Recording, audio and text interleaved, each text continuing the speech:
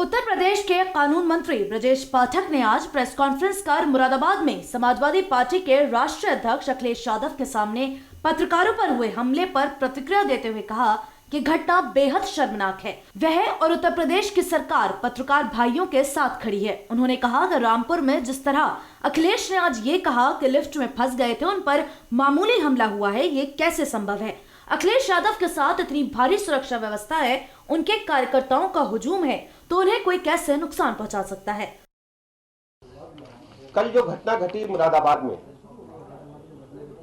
पूरे प्रदेश को देश के अंदर शर्मसार करने का काम अखिलेश यादव जी और उनकी पार्टी ने किया। मुझे बहुत दुख पहुंचा कि जब लोकतंत्र के चौथे खंभे पर कोई मुख्यमंत्री रह चुका व्यक्ति, मुख्यमंत्री रहने वाला व्यक्ति, समाजवादी पार्टी का राष्ट्रीय अध्यक्ष अपनी मौजूदगी में पत्रकारों पर हमला कराए, तो मुझे लगा कि मुझे जरूर बोलना चाहिए कि उत्तर प्रदेश में लोकतंत्र के चौथे खंभे पर हमला यह कोई नई बात नहीं है।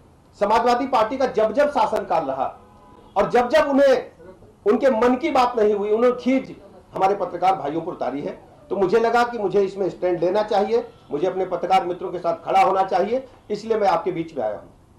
आप सब जानते हैं कि कल की घटना में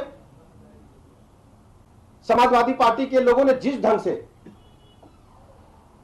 अपने राष्ट्रीय अध्यक्ष की मौजूदगी में पत्रकारों पर हमला किया, और पत्रकारों पर हमला सिर्फ उनके टच करने तक नहीं था, उन पर प्राणघातक हमला किया गया।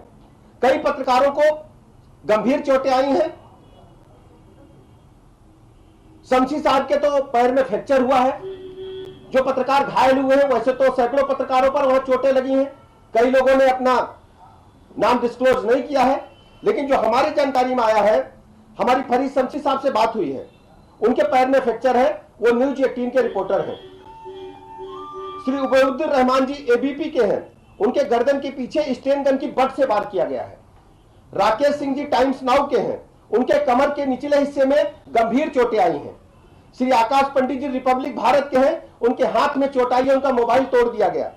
श्री मोहम्मद उवैस जी जो उत्तराखंड से चल करके आए थे, अभी पत्रकारिता जगत में शुरुआत कर रहे हैं, उनको भी गंभीर चोटें आई हैं। श्री राजीव यादव जी अभी स्टिंगर हैं, उन्होंने पत्रकारिता जगत में प्रवेश लिया, अपना इम्तिहान पूरा किया।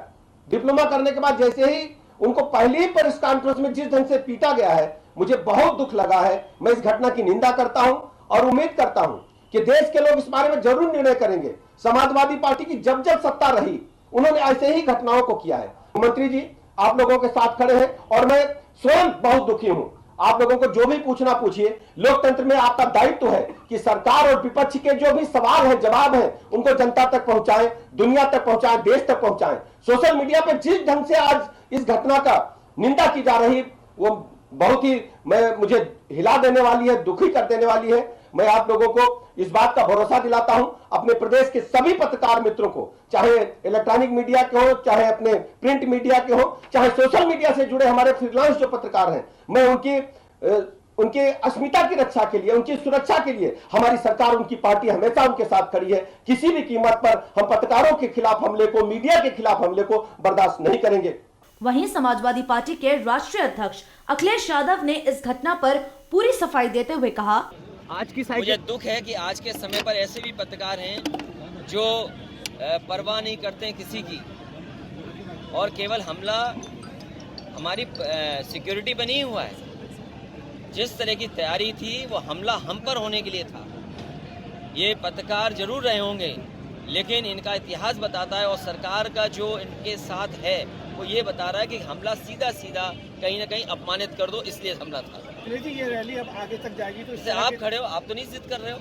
अब ये रैली आगे तक देखो, आप किसी को नहीं बुला रहे हो जिद करने के लिए, या हम जो बात कह रहे हैं और पहली बार तो नहीं कह रहे हैं, आपके बीच जाने कितनी बार बातचीत हुई है।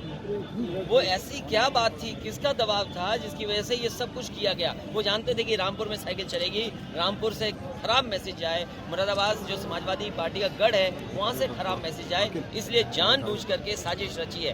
क्या आप बंगाल में नहीं देख रहे हैं ममता बनर्जी के साथ क्या हो रहा है? वो मुख्यमंत्री न बन जाए, जनता मुख्यमंत्री बनाना चाहते हैं, जनता बनाएगी मुख्यमंत्री उन्हें, लेकिन क्या साजिश चल रही है? तो इसी तरह हमला समाजवादियों पे नहीं बल्कि पूरे के पूरी हम लोगों पर हमला था। आगे जो जानी जाएगी, आगे जो अब प्रशासन जांच इसलिए करे कि लिफ्ट की लाइट गई, लिफ्ट में हम फंसे रहे, आखिरकार लाइट क्यों गई और लिफ्ट में क्यों बंद रहे, और उसके बाद जिस तरीके का तमाशा हुआ या प्रेस ने जिस तरीके का, एक दो लोगों ने, सबने नहीं, एक दो लोग कहां से आए जो पूरे माहौल को बिगाड़ना चाहते थे, क्योंकि सिक्योरिटी हम पे भी है और प्रशासन को कम से कम ये बात साफ करनी चाहिए कि आखिरकार जिम्मेदारी किसकी थी, सिक्योरिटी होनी चाहिए वहां पर। लिफ्ट में कितने टाइम तक फंस रहे हैं? कम से कम 5 मिनट।